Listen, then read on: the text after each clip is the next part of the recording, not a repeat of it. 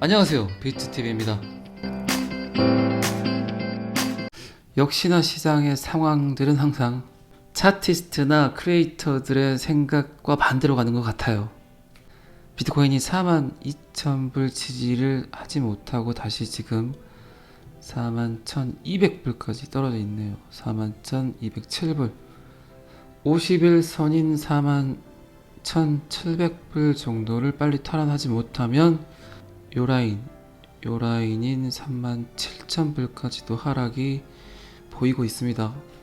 뭐 한두 번 겪는 것도 아니고 시장의 상황이나 시장의 뉴스들은 굉장히 긍정적인데 매수세가 너무 약한 것 같아요. 제 생각에는 지금 하락에 매도세가 높은 것도 아니거든요. 던져서 하락을 한 게 아니라 흘러내려간 것 같은데 51선을 빨리 넘어서서 41.7K까지 가게 되면 361선인 45,500불까지는 충분히 공간이 열려 있거든요. 그래서 일단은 41.6K 정도를 빨리 올라타서 쭉쭉쭉 올라가야 되겠죠. 그렇게 되면 45K까지는 충분히 갈 거로 믿는데 참 어렵네요. 자, 여기서부터는 구독자분들에게만 노출이 되는 영상입니다. 구독, 좋아요 좀 꾹꾹 눌러주시고요. 비트코인에 인공호흡기까지 설치를 해서 어떻게든 작업 증명 방식을 끌고 가려는 전 세계에 영향력이 있는 사람들의 노력에도 불구하고 비트코인은 흐르는 듯 점점 빠지고 있습니다. 그래도 뭐 어떡하겠습니까? 일단 시장 상황을 지켜보고 대처 아닌 대처란 걸 해봐야 되겠죠. 좀 큰 음봉이 하나 나오게 되면 다시 또 매수를 준비를 해야 되겠죠. 저는 항상 그렇게 생각을 합니다. 이 와중에도 분명히 던지는 사람이 있으면 그 밑에서 줍줍하는 사람들 있습니다. 37K까지도 올 수 있을까요? 어쩌면 올 수도 있겠죠. 37K가 무너지면 이제 33K, 제가 생각하는 비트코인의 신저점이 33K인데 반대로 말을 해볼까요? 여기까지도 올 수 있겠어요 라고 표현을 하면 오를까요? 그런데 33K까지 오는 걸 기관들이 보고 있을까요? 제가 지금 영상을 제작하는 시간이 오후 8시 35분 정도 되는데 내일 아침에는 어떻게 변해 있을지 모르겠지만 지금은 어쨌든 51선 위로 빨리 올라타는 게 좋을 것 같습니다. 여러분들은 지금 어떻게 대응하고 계신가요? 그냥 관망이시죠? 무슨 플러스가 난 적이 있어야 던질까 말까를 고민을 하는데 플러스가 돼본 적이 별로 없으니까 왜 내가 사기만 하면 떨어질까? 그런 생각들이 지배적인데 뭐 이거 선택의 여지가 없이 항상 마이너스니까 어떻게 할 도리가 없죠. 그런데 지금 같은 경우도 충분히 저는 기회라고 봅니다. 시장의 데이터나 시장의 뉴스들은 굉장히 긍정적입니다, 지금. 그런데 가격이 빠진다는 건 결국 제가 여러 번 말씀드렸지만 신규 자금들이 들어오질 못하고 있어요, 지금. 완벽하게 확실한 그림을 보고 들어오려는 거겠죠. 저는 그렇게 생각을 해요. 그 완벽하게 확실해지는 시기가 이제 뭐 금방 오지 않습니까? 분명 긍정적인 규제안이 나오는데 그 안에서 굉장히 어지러운 일들이 많이 생길 거예요.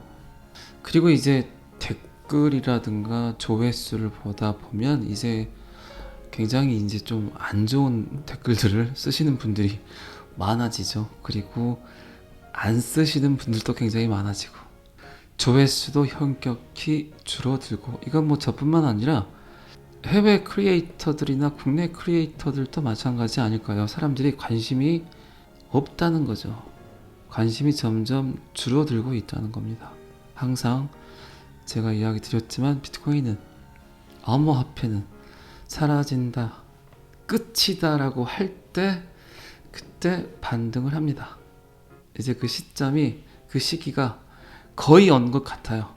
서두에도 제가 말씀드렸지만 이 상황에서도 시드를 모아서 다시 하락을 하게 되면 순간적인 반등 차익을 보기 위해 준비를 하고 계신 분들이 많다는 거. 저도 마찬가지입니다. 그거는 꼭 기억하시기 바랍니다.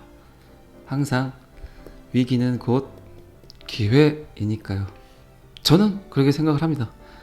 지금까지 계속 그렇게 해왔었고, 그렇게 해서 들어간 것들은 절대 배신하지 않고 좋은 수익을 주었던 것 같습니다.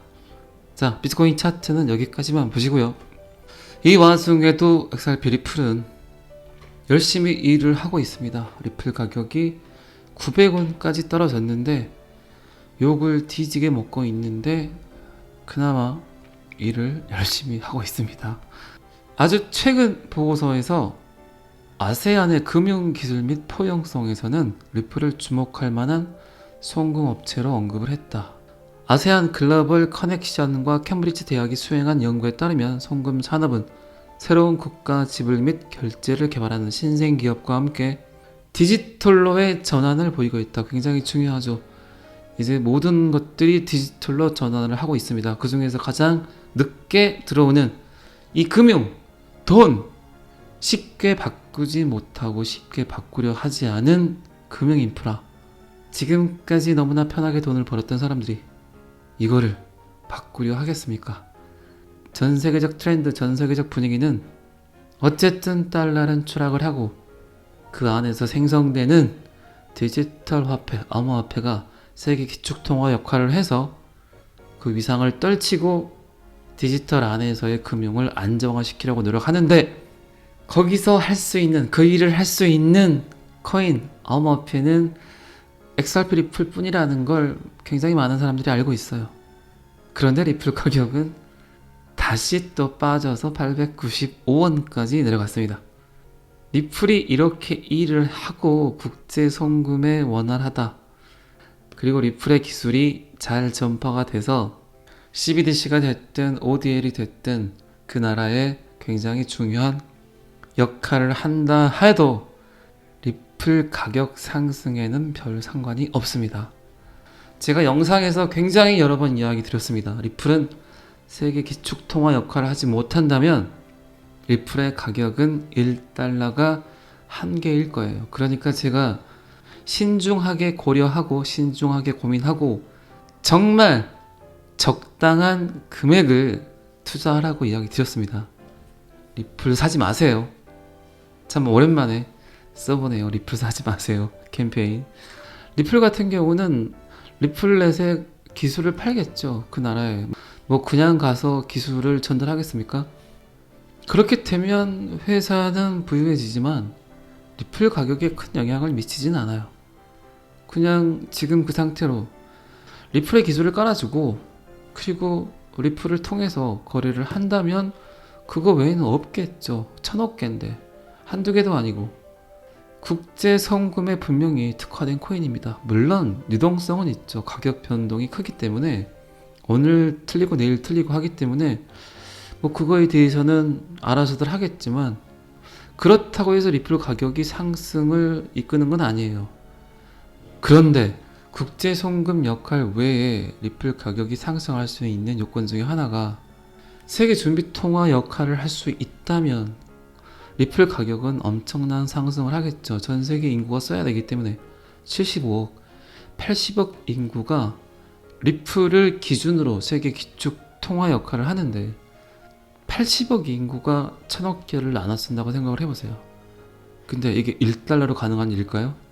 절대적으로 그런 일은 없습니다. 분명히 세계 준비 통화 역할을 하게 된다면 리플의 가격은 어마어마한 상승을 하겠죠.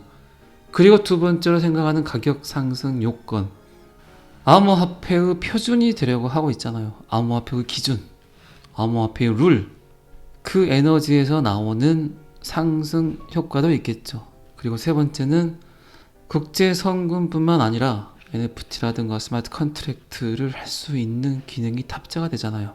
자, 이 세 가지 요건이 리플 가격을 상승시키는 요인입니다. 리플이란 회사에서 그 회사의 기술력을 CBDC가 됐든 ODL이 됐든 이거를 기관이든 정부든 그 기술력을 전달한다 그래서 리플의 가격이 오를까요? 절대 그러진 않습니다. 그렇기 때문에 수많은 전문가들이 5년 전, 6년 전에 리플의 가격은 1달러가 최고다. 그 이상 가기 힘든 코인이라고 했어요. 그건 제 생각도 마찬가지고요. 그런데 제가 방금 말씀드린 세 가지 요건이 겹치기 때문에 리플 하는 겁니다. 그 생각은 저뿐만 아니라 굉장히 수많은 사람들이 그 생각들을 하고 있어요. 그리고 리플을 잘 알지 못하는 사람들이 리플을 까고요. 5년 전에 나왔던 리플만 보는 사람들은 그냥 리플은 아니다라고 이야기를 하겠죠. 그리고 제가 리플을 높게 평가하는 이유 중에 하나가 대학교들과의 연관 관계라는 거예요. 결국 대학교에서 연구하는 것들이 실생활에 쓰여집니다. 버클리, 캠브리지, 고려대학교, MIT 굉장히 많은 천재들만 있는 학교에서 리플을 연구하고 그 연구 자료를 토대로 이렇게 아시안 글로벌 커넥션과 캠브리지 대학이 연구를 해서 또 발표를 하잖아요. 정말 아무 의미 없는 암호화폐이고 아무 가치가 없는 암호화폐라면 이럴 필요가 있을까요? 브루나이, 캄보디아, 인도네시아, 라오스, 말레이시아, 미얀마, 필리핀, 싱가포르, 태국, 베트남까지 동남아시아 10개국을 하나로 묶은 국제기구 동남아시아 국가연합 아세안에서 캠브리지 대학과의 연구 후 이렇게 계속 끊임없이 발표들을 하고 있잖아요. 그리고 여러분들 아시겠지만 싱가포르 같은 경우는 세계에서 가장 경쟁력 있는 5대 금융센터 중에 하나예요. 필리핀도 마찬가지고. 어제 제가 4월 15일과 22일을 이야기를 드렸죠. SEC와의 소송 중에서 굉장히 중요한 날이라고. 자, 여러분들 생각을 해보세요. 어쨌든 3년 뒤, 5년 뒤, 2년 뒤, 1년 뒤를 보고 투자를 하는 게 정상적인 투자예요. 그러면 이더리움 기반화의 많은 퍼블릭 블록체인들이 있지만 그런 블록체인 암호화폐들은 그냥 한계가 금방 드러난다고요. 그냥 블록 형성을 해서 블록 형성에 대한 보상으로 주어지는 코인들과 이렇게 쓰임새가 너무나 많은 코인과 분명히 차이가 있다는 거죠. 같은 돈을 투자를 하고 오늘 투자해서 내가 다음 달에 돈을 빼겠다는 생각을 하면 자신 있으면 다른 코인 사세요. 저는 꼭 그래 권해드리고 싶어요. 그런데 진짜 현타가 오는 건 큰 돈은 절대 만지지 못한다는 거죠. 진짜 상상할 수 없는 돈을 버시고 싶다면 분명히 침묵이란 게 필요하고 분명히 인내란 게 필요합니다. 그런데 그 중에서 우리는 하나를 선택을 한 거예요, 지금. 그나마 가능성이 가장 큰 암호화폐를. 그렇게 생각을 하세요. 제 영상을 오랫동안 봐주시고 또 오랫동안 좋아요 잘 눌러주신 분들은 그렇게 이해하실 거라고 생각을 해요. 설사 리플에게 그 어떤 이벤트도 없었다. 그래도 다른 코인 오른 만큼은 오릅니다. 그게 제가 내린 결론이에요. 오늘 사서 내일 팔 게 아니면 저는 오늘이라도 저 가격대에 매수할 것 같아요. 그게 저의 기본적인 철학이고 저의 기본적인 생각입니다. 어쨌든 XRP는 오늘 또 극찬을 받고 있습니다. 브래디 갈링하우스 리플 CEO가 기관에 대해서 SEC에 대해서 약간 싸가지 없는 멘트를 날렸습니다. SEC는 너무 멀리 갔다. 이제 회복하기 힘들다. 빨리 니네들의 잘못을 인정을 했어야 되는데 이제 그러기에도 너무 늦지 않았나. 니네들 너무 멀리 갔다. 연인과의 헤어짐에서도 회복이 되려면 빨리 누군가는 인정을 해야 되겠죠. 근데 그렇게 되지 않고 시간이 너무 길어져 버리면 이제 진짜 그 연인들은 헤어지게 되겠죠. 너무 멀리 가버렸으니까. 그런 의미로 SEC는 너무 멀리 갔다는 표현을 한 것 같습니다. 리플은 규제 기관에 이제 반격을 하려고 하고 있어요.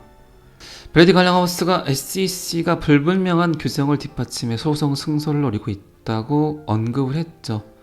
불분명한 규정, 말도 안 되는 규정, 그들의 돈을 벌겠다는 이해관계 안에서 나온 그들을 위한 규정, 이제 뭐 직격탄을 날리고 있습니다. 엠파워 오버사이트라는 비영리 단체, 정부나 기관들을 감시하고 그들의 비리를 파헤치는 기관에서 SEC를 찍었죠. 엊그제 정도 데이터가 나온 것 같은데 이제 밝혀질 게 다 밝혀졌어요. 윌리엄 힙만의 메일도 노출이 되고, 그러면 이제는 인정을 하고 소송을 기각해야 되는데 그러지도 않고 자존심이 워낙 센 곳이라, 그렇기 때문에 이렇게 조금 네 가지 없는 멘트를 한 것 같습니다. 그런데 틀린 말은 아니죠. 분명히 맞는 말이죠. 그리고 브래드 갈링하우스는 새로운 정책을 만드는데, 암호화폐를 위한 소비자를 보호한다는 정책을 만드는 데는 분명히 비용이 든다. 그런데 그 비용들이 개인의 기본 권리를 희생할 수는 없다고 말을 했습니다. 참 이런 말 한 거 보면 브래드 갈링하우스가 배운 놈 같긴 해요. 멘트 하나하나가 참 직격탄을 날리는 그런 멘트들을 꼬집어서 꾹 찍어서 하는 것 같습니다. 변호인단은 XRP 토큰이 유가증권이 아니라고 문제를 제기하고 해결을 했다. 갈링하우스와 크리스 라세는 토큰이 투자 계약이나 증권이 아니기 때문에 증권법 섹션 5를 위반하지 않았다. 또한 XRP의 판매 또는 배포 혐의로 기소된 사건의 피고 중 누구도 투자 계약이 아니라고 덧붙였다. 그러나 개인이나 리플이 XRP를 제한하거나 판매하는 것과 관련하여 어떤 종류의 등록도 필요하지 않다고 언급을 했습니다. 그리고 제가 그제의 영상에선가 마이클 조단 NFT 이야기를 드렸죠. 이거 굉장히 호재 뉴스예요. 여러분들은 잘 못 느끼시겠지만 마이클 조단이 그의 역사가 묻은 그의 책과 같은 그의 히스토리 영상을 XRP 레저를 통해 NFT를 한다는 건 결국 XRP 레저 NFT 플랫폼이 소비자들을 위한, 소비자들에 의한, 소비자들을 너무 편하게 하는, 그리고 수수료도 저렴하고 시청자 참여 알죠?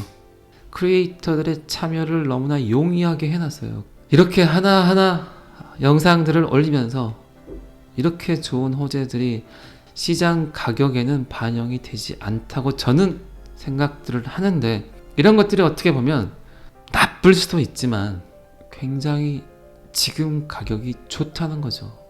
한 번쯤은 반대로 생각을 해보세요. 지금 가격이 이렇게 많은 호재들을 반영하지 않은 가격이라고 생각들을 해보세요. 그런데 그 호재들은 결국 폭발하게 됩니다. 그 가격을 움직이는 가장 큰 이벤트는 결국 지금은 SEC와의 소송이겠죠. 그런데 곧 해결이 되려고 하고 있으니까 지금 가격을 충분히 즐기시고 느끼시고 애정하시기 바랍니다. 오늘은 여기까지 하겠습니다. 구독과 좋아요는 항상 저를 힘나게 합니다. 감사합니다. 비트TV였습니다.